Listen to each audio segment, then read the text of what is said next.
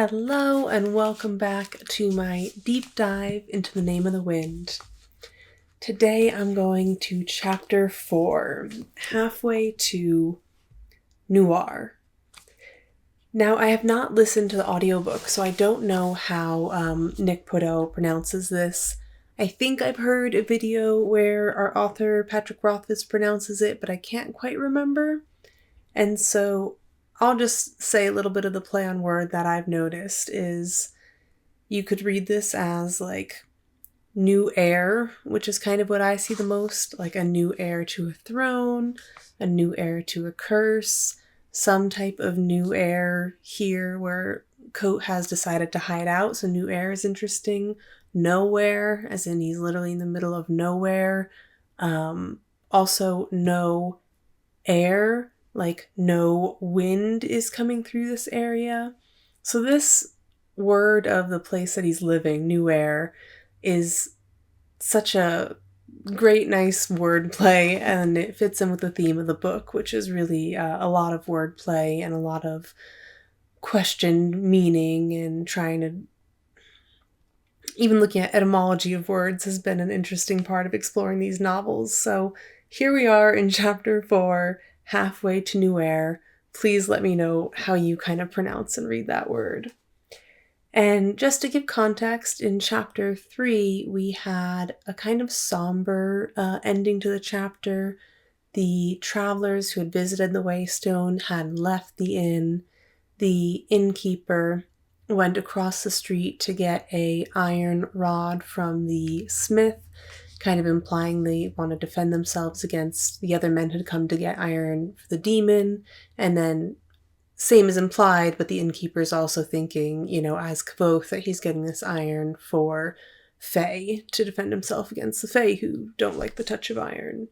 And so he also gets a forged gloves and an apron. We don't know why, but he tells him it's because he tells the smith it's because he's going to dig up some bramble to plant for the next year. And then he closes the inn early, and it's like his student Bast is watching him and is worried, and he sees him close the inn early for the first time in a long time, and it's this kind of somber, melancholy end to the chapter. And then chapter 4 opens with back on the chronicler, who we had met in chapter 2 when he was being robbed by the soldiers who had turned to thieving on the road in that very civil robbery. Now, the opening line to this chapter is great. The first 2 sentences I do really enjoy, so here they are to start us off. Chronicler walked. Yesterday he had limped, but today there was no part of his feet that didn't hurt, so limping did no good. Just such a good, vivid line. You can really, my feet hurt reading that line. And so then we move on to the chronicler walking and what he encounters. Chronicler saw light flickering through the trees and abandoned any thought of making it to Newarre that night, deciding a farmstead's hospitality would be welcome enough. So the chronicler sees this flickering light and assumes that it's going to be a hospitable farmstead, or a farmstead with hospitality, which, considering how bad the roads are, is an interesting assumption to make, but he does. He makes the assumption. He left the road, blundered through the trees towards the light. It was a bonfire roaring in the ruins of an old house, little more than 2 crumbling stone walls. And so he thinks it's a smaller fire. He gets closer and he sees it's a much larger fire, and that it's in the ruins of an old house. And so I recently watched Captured in Words put out a 5-hour compilation of all the theories over the years, and I'm most of the way through that one. And in one of the videos, he points out that this bonfire is in a broken house. And spoilers for The Name of the Wind and The Wise Man's Fear. I'll be talking about both during this deep dive discussion of the novel. So now, spoilers. And he points out that this is a broken house, which is similar to what Jax is described as being in when he's encountered by the tinker, who then tries to help bring him joy. And so we have that kind of parallel imagery or vignette or, idea that if he is a descendant, if Kvothe is a descendant of Jax or Eax, then here he is in the, sitting in a broken home, waiting to be encountered by something. So just kind of interesting imagery there. Chronicler's hopes rose at the sight of a small cook fire with a pot hanging over it, but as he came close, he caught a foul scent mingling with the wood smoke. It reeked of burning hair and rotting flowers. And so we know as the rereader, maybe not the first time, but, on the second, third, fourth, fifth, sixth, seventh, anyway, time you read it, you know that the smell is because the innkeeper Kvothe kept a piece of the scrael and has it now in the cook fire to call the other scrael to it. So that's kind of what we know is really happening here. The chronicler does not know that yet. He is just walking up to what he thinks is a farmstead, but it is actually about to be the site of a big battle. So the chronicler approaches the fire and he walks up to the figure who's described as a hooded figure, who we know who that is, and he says to him, "I was headed to Newarre and saw your fire." I think it's a good play on words here to point out that he's talking to Kvothe, and he says, "I was headed to Newarre and I saw your fire."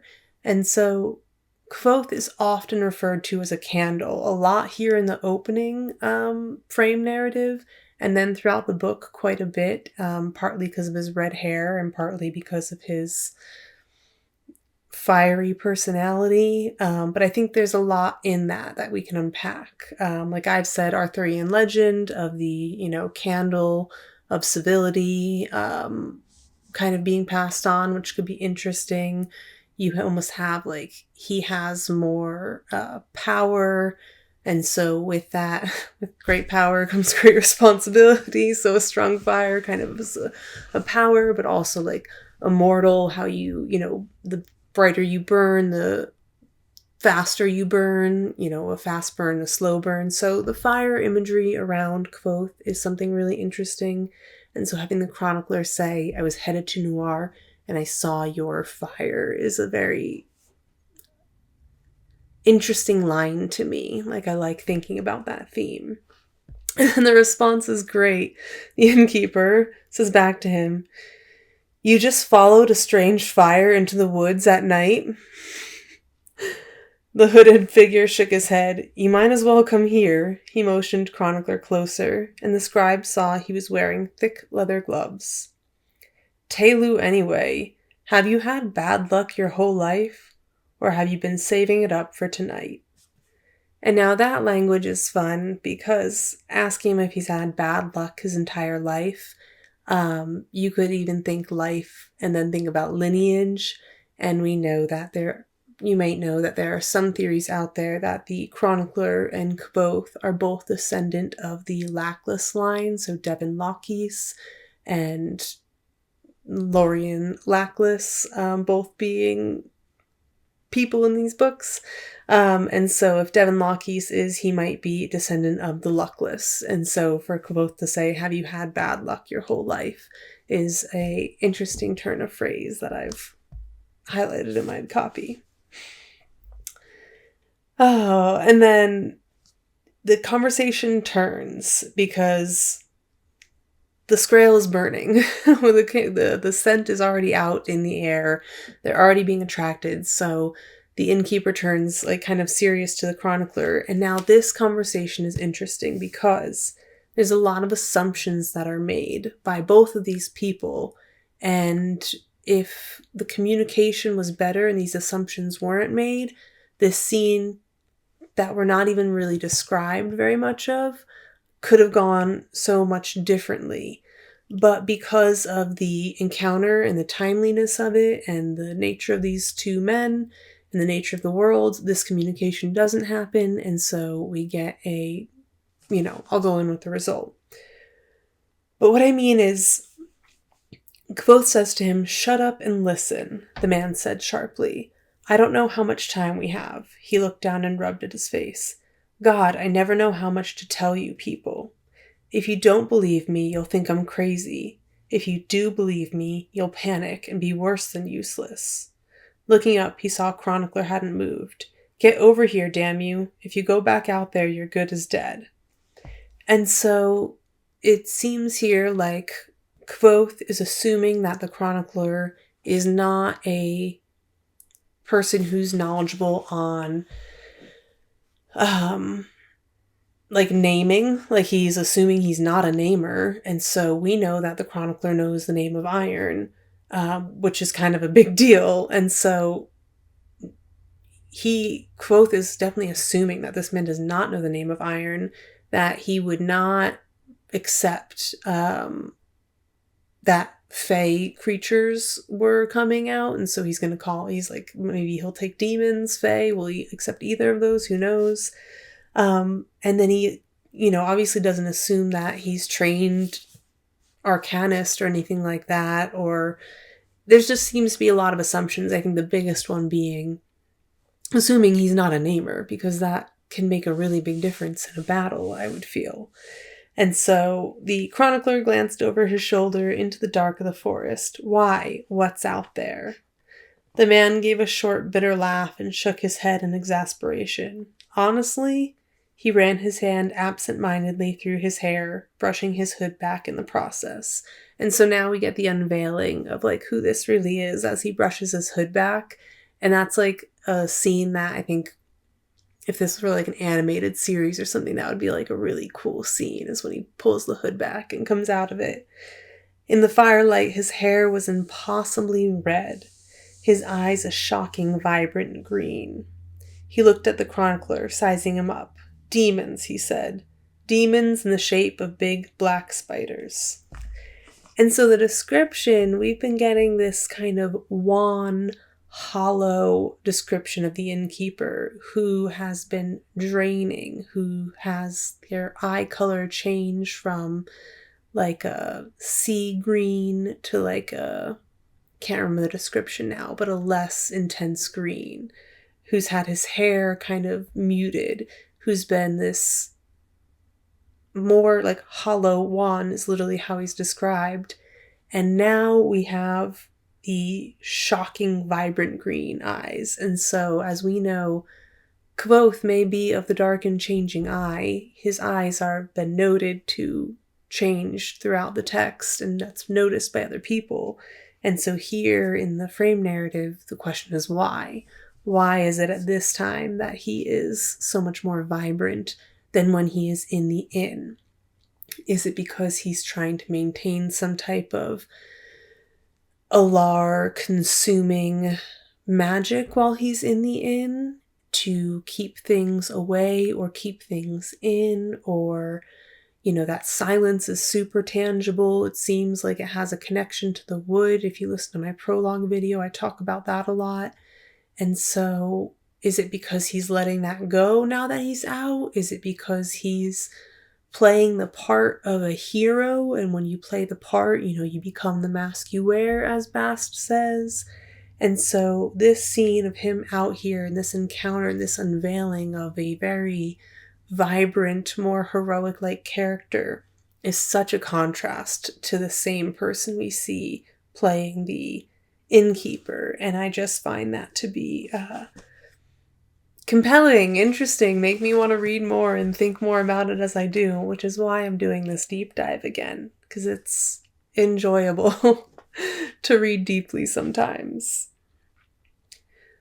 Chronicler relaxed. There's no such thing as demons. From his tone, it was obvious he'd said the same thing many, many times before. The red-haired man gave an incredulous laugh.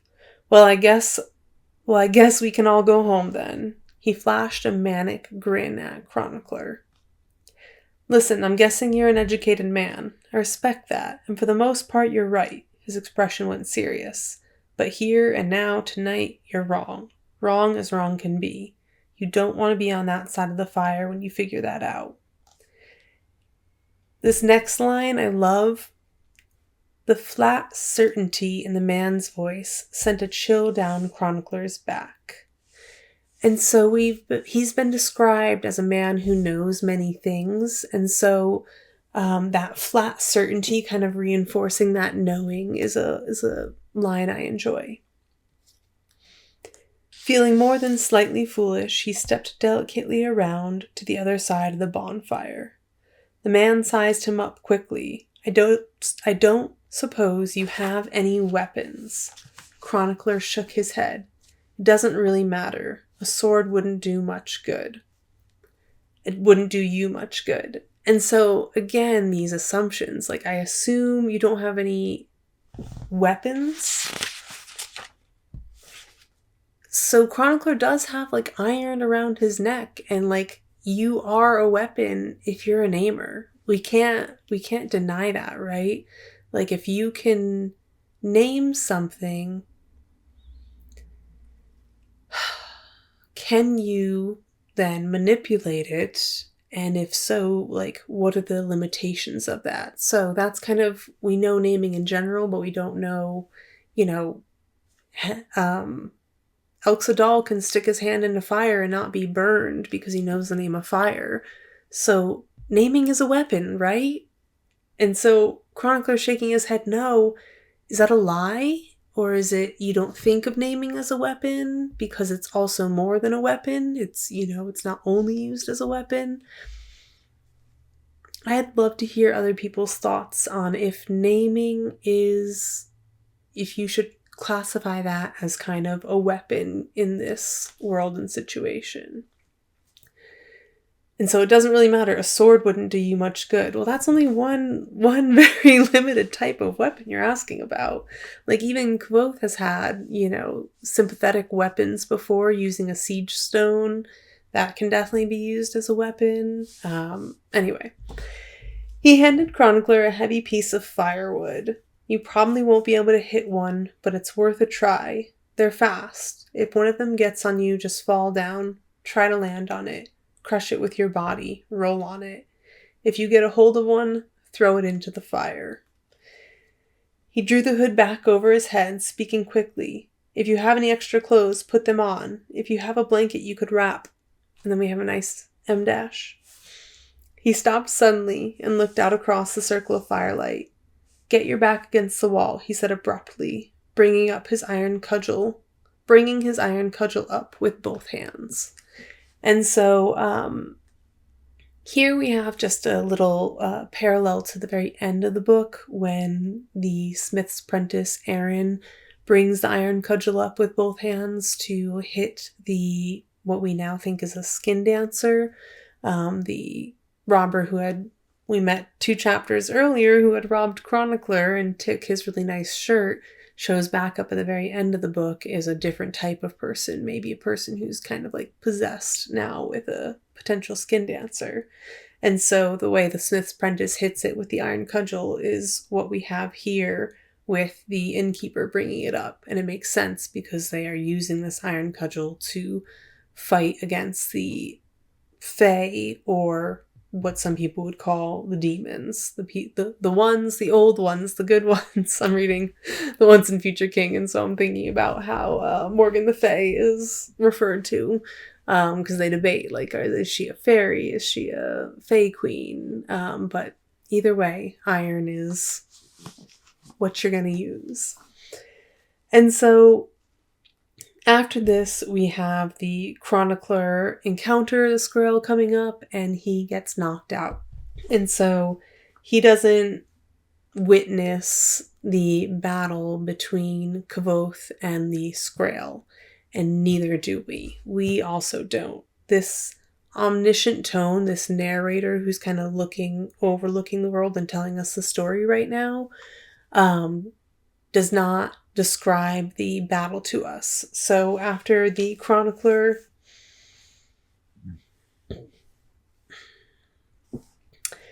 As he fell, Chronicler caught one last glimpse of the circle of firelight. More of the black things were scuttling out of the dark, their feet beating a quick staccato rhythm against roots and rocks and leaves. On the other side of the fire, the man in the heavy cloak held his iron cudgel ready with both hands. He stood perfectly still, perfectly silent, waiting. Still falling backward with the dark thing on top of him, Chronicler felt a dull, dark explosion as the back of his head struck the stone wall behind him. The world slowed, turned blurry, then black. And so after this, we have the Chronicler waking up. And so we don't witness the battle, but it's assumed that it happens right here after he blacks out. The Chronicler opened his eyes to a confusing mass of dark shapes and firelight. His skull throbbed. There were several lines of bright, clear pain crossing the backs of his arms, and a dull ache that pulled at his left side every time he drew in a breath. Those injuries remind me a little bit of Ch4 after he's whipped at the university. I think some of the similar descriptives are used there, and it makes sense for the similar type of injuries, those kind of sharp lacerations. The Chronicler is waking up, and the man says to him, "You're awake," the man asked curiously. "That's good. You can never be sure with a head wound." The hood tilted a bit. "Can you talk? Do you know where you are?" "Yes," Chronicler said thickly. It seemed to take far too much effort to make a single word. Now this is interesting because the other person that we've heard speak thickly and have trouble forming their words was the sandy-haired boy after he had recognized suspected Coat as being Ch4 after he sang Tinker Tanner. And then they drugged him with Menka so that his hangover, so that he would go to sleep and everyone would assume that he was like really, really drunk and not believe anything he said. And, he wakes up and his speech is thick. And so we don't know what happened after the Chronicler passed out. Was he drugged at all? I don't think so. I think it's just a head wound. But the similar language and the fact that we don't really know what happened makes me a little bit suspicious, because what's left out of the books is often as important as what's kept in. And so leaving out what happened there and then having the Chronicler wake up, I think it's a little interesting. And we don't know who this narrator is at this time. It's not Ch4 yet. So it's kind of why didn't they describe the scene there to us? Why was that kept back? What information were we not supposed to have yet? Anyway. "Yes," Chronicler said thickly. It seemed to take far too much effort to make a single word. "Even better. Now, third time pays for all. Do you think you can stand up and lend me a hand? We need to burn and bury these bodies." Chronicler moved his head a bit and felt sudden dizziness and nauseousness. "What happened?" "I might have broken a couple of your ribs," the man said. "One of them was all over you. I didn't have a lot of options." He shrugged. "I'm sorry for whatever that's worth. I've already stitched up the cuts on your arms. They should heal up nicely." So yeah, him stitching up the cuts means he was attending to the Chronicler and giving him a drug to help him sleep for a bit longer could have been part of that treatment. Just more things we haven't seen. There was a scene where he stitched up the Chronicler. "They're gone?" The hood nodded once. "The Skrael don't retreat. They're like wasps from a hive. They keep attacking until they die." A horrified look spread over Chronicler's face. "There's a hive of these things?" "Dear God, no. There were just these 5. Still, we have to burn and bury them just to be sure. I already cut the wood we'll need, ash and rowan." So he's doing just like the priest did for the rest of the Skrael back in Newarre. Chronicler gave a laugh that sounded slightly hysterical, just like the children's song. "Let me tell you what to do. Dig a pit that's 10 by 2. Ash and elm and rowan too." "Yes, indeed," the bundled man said dryly. "You'd be surprised at the sort of things hidden away in children's songs." And so that line comes up with a lot of theories in these books for things I've read online, and then for things that I think of myself. This line is one that pops into my head a lot. I actually have a theory coming up in a few chapters in a terrible scene where Kvothe is approaching a fire. So a little bit of a parallel to this, but Kvothe is the one who's coming back to a fire after being in the woods. You know the scene I'm talking about. It's a terrible scene, but there's a theory I have around a real-life children's story in our world and kind of how it might influence a little bit of the theme we get there. Well, things to look forward to. But the fact that things are hidden away in children's songs, and also we think of children's books. When Kvothe is at the university, he's in tomes, and he requests a book on the Chandrian, and he gets the book of fairy stories. And in it, it's like, now I'm not sure if that's when he reads that the Chandrian are quite nice to us, or if it's when he is in the archives himself. I can't remember now. That's gonna bug me. I will look that up later. But the idea is, in that book about the Chandrian with the decorative scroll work, there might be some things hidden away kind of in that book, in that children's book. And same with, obviously, songs. We know that you can definitely hide messages and warnings in the songs. And so you'd be surprised at what sort of things hidden away in children's songs. It's going to bother me. I said that wrong. You'd be surprised at the sort of things hidden away in children's songs. But while I don't think we need to dig the entire 10 feet down, I wouldn't refuse a little help. He trailed off meaningfully. So then we have the chronicler think that he's okay, stand up to help, and he passes out, hits his head, and the innkeeper just looks at him for a few moments, and we get this kind of very weary feeling to it, because the innkeeper, as we assume, just battled and killed these Skrael, piled them up, stitched up the chronicler's wounds, and now is going to dig the pit, has gathered a lot of the firewood, I believe, the type that they need, and now probably showed up with it, and now has a pit to dig. And he's looking at this man who might help him, and he just passes out. And so now I think this scene is kind of interesting, not for the first time you read it, but reading it again and thinking of it in the context of the book. I think this is interesting. I don't suppose there's any chance of you waking up again, he asked, without much hope in his voice. He tapped Chronicler's pale cheek lightly. No chance at... A drop of blood spotted Chronicler's forehead, followed quickly by another. Coat straightened up so that he was no longer leaning over the unconscious man, and wiped the blood away as best he could, which wasn't very well, as his hands were covered in blood themselves. Sorry, he said absently. And just so the imagery here of Kvothe's hands covered in blood kind of mimics the Cyrdae a little bit in other scenes where we've seen his hands covered in blood, and Ari even calls him you look like a Cyrdae. And so that's kind of interesting in relation to him maybe being a type of Emir, and of course wondering who they are.